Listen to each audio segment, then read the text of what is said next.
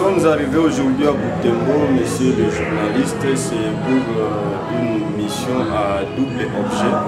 Premièrement, c'était pour une mission de monitoring sur l'état de la route nationale numéro 44, axe Mambasa-Makeke, dont le contrat de réhabilitation de cette route a été conclu entre la province de l'Ituri et la société Gérisson Construction. Et deuxièmement, c'était pour effectivement rencontrer les responsables de la société Gérisson Construction qui sont ici à Butembo Centre.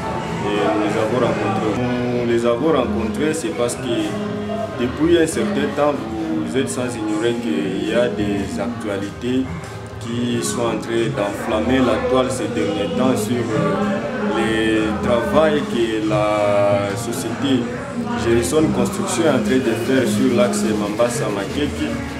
Il y a par exemple nos collègues de la société civile Force Vive ont déclaré que la société Gérisson Construction ne fait pas un bon travail. Par conséquent, ils ont demandé à ce que le numéro 1 de notre province, la province de l'Ituri, puisse résilier les contrats de maintenance de cette route et en fait que l'on puisse attribuer le marché de réhabilitation de cette route à une autre entreprise ou société parce que selon eux, la société Gérisson Construction a failli et ne travaille pas. Et nous, quant à nous, nous respectons leur opinion, nous avons notre manière de travailler, la nouvelle société civile congolaise.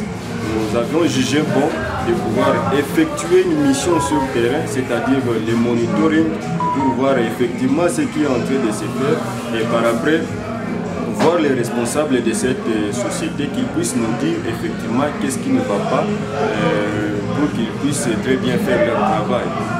Quant à la première mission, celui de monitoring, nous avions franchi, nous avions traversé, nous avions vu le travail que la société Gérisson est en train de faire sur l'axe Mambasa-Makeke, un trajet de 112 km.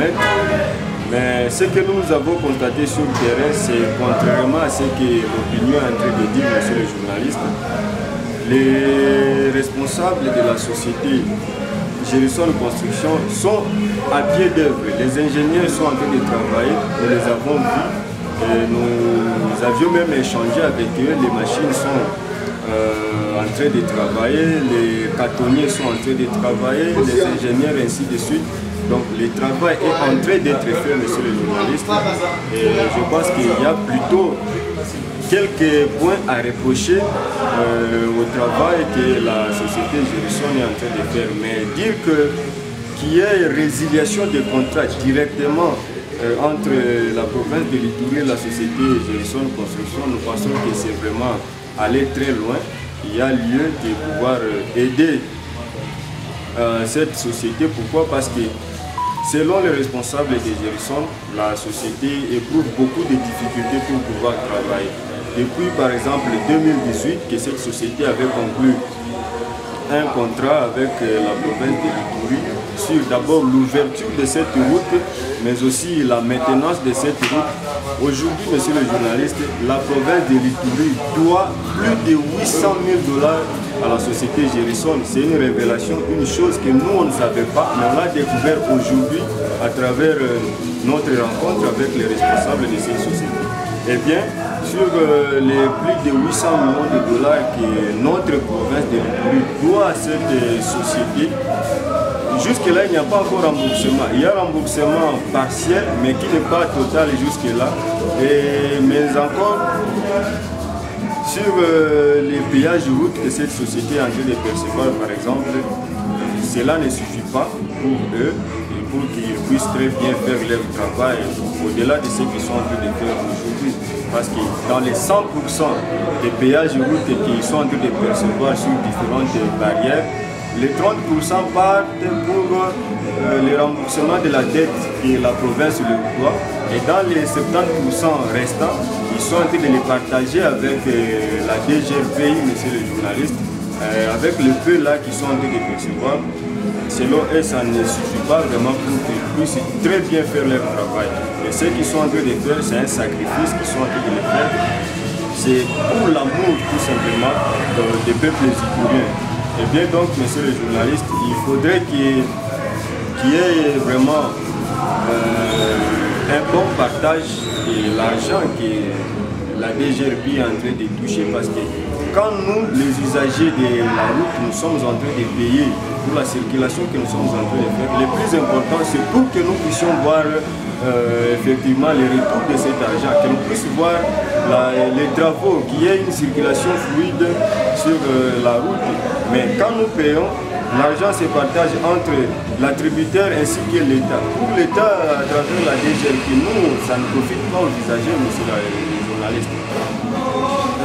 Pour que nous puissions donner lumière sur cette question, nous avions suggéré à ce que l'un des responsables de la société Gérisson puisse venir s'expliquer devant la population, ou soit devant les leaders d'opinion du territoire de Mambasa. Pour cela, nous projetons une assemblée générale le mardi prochain, au cours de laquelle nous allons appeler l'un des responsables de cette société, mais aussi les responsables de l'entreprise Binas Company, parce que les problèmes de route n'engagent pas tous, ne concernent pas tout simplement l'axe routier Mambasa-Makeke. Il y a aussi l'axe routier Mambasa-Ndouye, où on sait qu'il y a un blocage depuis qu'on avait attribué les travaux de réhabilitation de l'axe Mambasa-Ndouye à l'entreprise Binas Company. Eh bien, ça sera l'occasion aussi pour combiner les deux dossiers à la fois, et la population et les lumières. Nous ne sommes pas avocats de la société Gérisson ou encore avocats de l'entreprise Binas Company. Il faut qu'ils viennent rendre compte devant les bénéficiaires des travaux qui sont en train de faire. C'est comme ça que nous allons les inviter et nous allons appeler toute la population du territoire de Mambasa, et particulièrement les usagers de l'axe routier Mambasa-Makeke et Mambasa-Ndouye, qu'ils viennent savoir effectivement ce qui est en train de se passer, ce qui est en train effectivement de bloquer les travaux de réhabilitation de ces deux axes routiers.